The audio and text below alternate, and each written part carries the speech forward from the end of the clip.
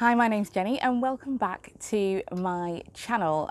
So as you can see, I am not in the allotment today. I am here in my back garden and I just thought we would take a little bit of time to talk about sowing new seeds and transplanting and a little bit of the work that goes into doing that when you want to start some new beds, particularly now when the weather is in fact really warm. I mean, it's gorgeous. I think it's meant to get up to about 27, 28 degrees here today.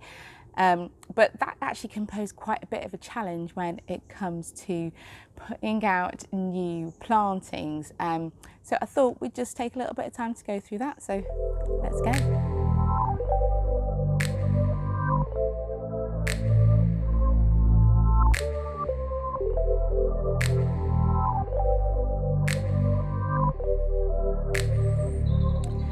One of the mistakes that I've definitely made this season has been in being overexcited about planting new things and not hardening them off properly. So this here is, I think, maybe my second set of dwarf French beans. These are a variety called Bellotto, and they are a red sort of speckly bean. They should be really lovely, and I had some that looked exactly like this a couple of weeks ago that I put out in the allotment, and I hadn't hardened them off well enough first. So I thought that might be something we could talk about today, about basically what hardening off is, why we do it and why it's important. And basically what I did is I grew them in exactly the same way, almost in pots actually that were identical to this as well. And I didn't really harden them off because I was like, oh, the weather's quite mild, it should be okay. And I just went and popped them straight in at the allotment. And I will insert a photo of them here so you can see what happened to them. But basically, they got scorched in the heat because they just weren't strong enough to manage the current weather conditions. Now, it isn't actually usually this warm in summer where I live, but this season it really has been. In fact, there's been loads of hot, dry weather. And some seedlings are more tender than others. In particular, peas and beans, some types of squashes can be as well. They can all be really tender. And hardening off is a way of getting them ready for being outside in the elements. To avoid the same problem again, what I've been doing is sort of setting up a daily outing for my seedlings, and I've been putting them out for a couple of hours each day. So I've started off by putting them out for 2 hours and then increasing that to 4 hours, 6 hours, 8 hours, like that. Each day, increasing it slowly until I got to 12. And I have been putting them in a, I guess, sort of semi-shaded part of the garden to start with, and then gradually increasing the amount of time that they are in the sunnier spot. And the idea is that in doing that, they'll get used to being outside, they'll get used to outdoor wind, they'll get used to being buffeted a little bit by the rain. I have left them out in the rain, but only when it's been really, really light.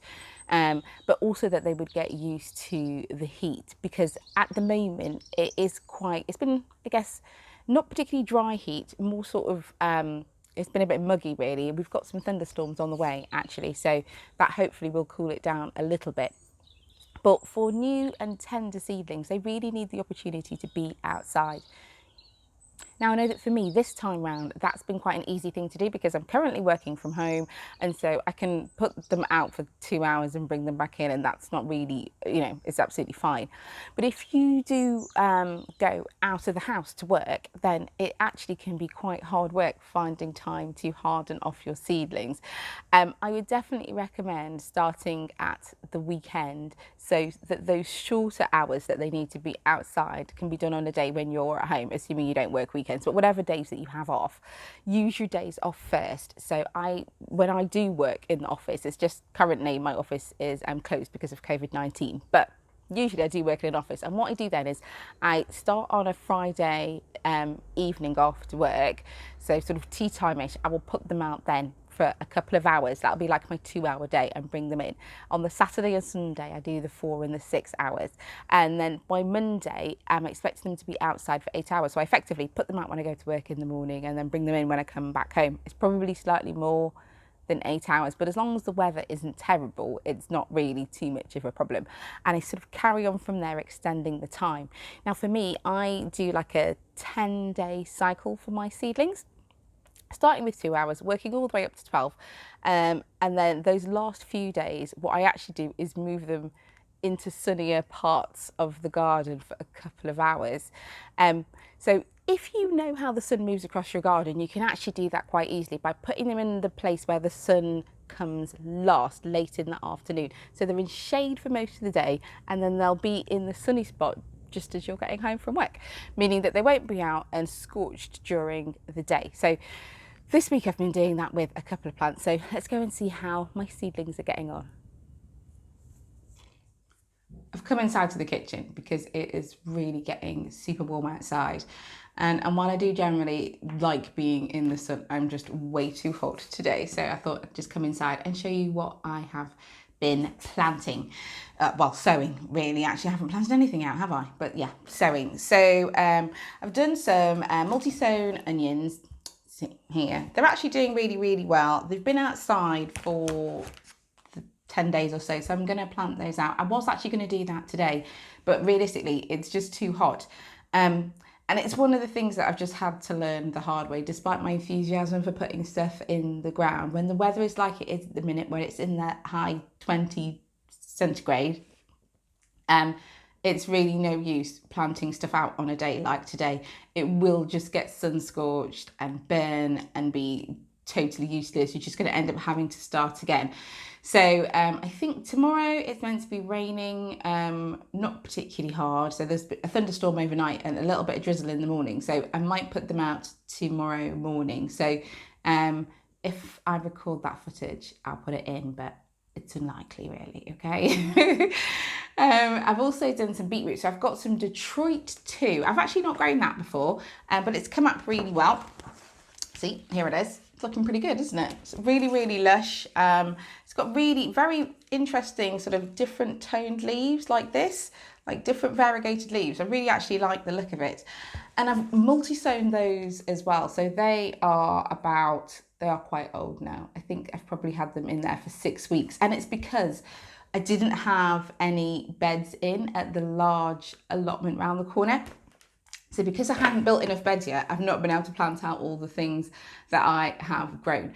But yesterday I finished putting in 2 more beds. So one of those will be the bed for roots, which those beetroot will go in, and the other one will be the salad bed. So I will put some things in for that as well. I've also got, some little golden beetroots. These are about 5 weeks old, I think, maybe 4. Probably 4 actually, 4 weeks old. So again, they're multi-sown. They've come up pretty well. So I'm actually really happy with those 2. So I'll get those all in the next couple of days, weather dependent. The other thing that I've sort of unintentionally ended up with is loads of herbs. So I nipped to the garden centre last week, I think, partly just because I was just having one of those days, you know, when it's just sort of feels like everything's going wrong. And I find the garden centre quite soothing. So I went, had a mooch round, had a look at some plants, and I came back with some thyme and some lemon verbena. I really love this actually. So I drink my tea black, and a couple of these Christian. It has such an amazing lemon taste if you don't have any lemons to hand to pop in your tea. So I've got those, and then I also have some chives. These ones I grew from seed. They actually took a couple of goes to get going. I'm not really sure why. I don't really struggle to grow spring onions, but I really struggled to get these off the ground. They just wouldn't grow. I expect they probably didn't get quite enough light. They were in the porch to start with, and sort of kind of started off and then stopped. And in truth, it was when the weather changed and became really dull for quite a few weeks, they just sort of stopped moving. But the porch gets quite cool. So obviously if the sun's on it, it's absolutely boiling hot, but the rest of the time it's pretty cool. It's not really the most ideal place to grow, but it has really good light and it's got enough space there for me. So it's just the space that I have at the minute, so I'm using it. And I actually transferred them to my son's bedroom window. He has like a really small bay window, but it gets very, very warm, and they really thrived up there. So that was great. And I've got loads of sage, which in fact were given to me by a neighbour. So my next door neighbour also grows a few fruit and veg and things, and he started these from seeds. He had loads left over, so he gave me some sage as well. I actually don't use sage a huge amount of the time in my cooking, so I'm going to have to sort of think outside the box a bit and figure out what I can make and that I could use sage in. But because I've now got these herbs, I think what I'm probably going to do is put together a little herb like pot, sort of, yeah, mini container garden of herbs in the back garden. So I had thought about putting them in the allotment, but I think the reality is if I'm cooking and I'm already here and I'm in the kitchen, the chances of me nipping over to the allotment to pick up herbs or to have remembered in advance that I'm cooking something that needs them is actually pretty slim. So I think it would just be easier for me if I put them in here. So I will record that at some point, probably in the next, I don't know, next week maybe. And I'll show you how I'm going to pop together a little container garden of herbs. I'm probably going to put in, oh actually, yeah, I've got some coriander as well. Now, the coriander is actually coriander that I bought from the supermarket, you know, in one of those little, in those little pots. Now, honestly never been able to grow one of those onto anything that resembles an actual real plant, but I figured let's give it a go. It is a really good season for coriander, so in fact you can still plant coriander now if you wanted to, and it'll still grow really, really well in this current season as it's getting a bit cooler, and it does prefer cooler weather, so you can pop some of that in now. And I might do a few coriander from seed, a little bit of coriander from seed too, because I think it's probably going to last longer than that little one that I got from the supermarket, which I expect is probably going to die in about 3 weeks. It's just not very robust. I'm not really sure what they do to them before they make it to the shelves in the supermarket, but I really struggle to keep them going. But we'll see. You never know, do you? Sometimes the things that you think don't work out just fine. So anyway, I have planted loads more seedlings to fill those 2 new beds. Actually, I will pop a little picture of the beds in here now so you can see what I'm talking about. So there are now 4 little in-ground beds in the new allotment. So I've planted loads of new seeds for that. So I'll take you there now. Let's go and have a look at them.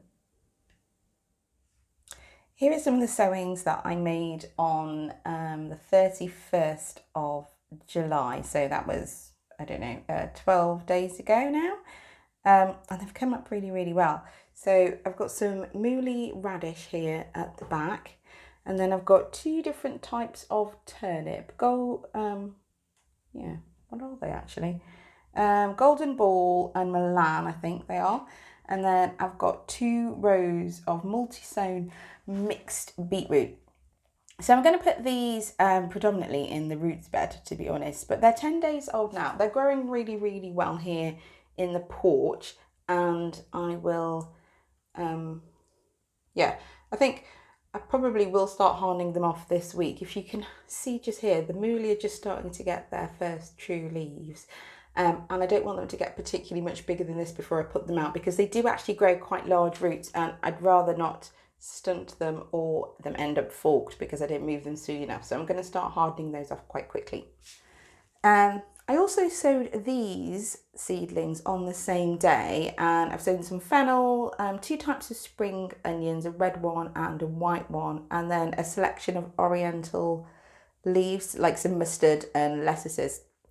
So most of the things in here, with the exception of the fennel, will go in a salad bed, although I'll probably pop the onions all over the place, to be honest. They've not really come up quite as quickly as the other one, so today I actually swapped the 2 trays around.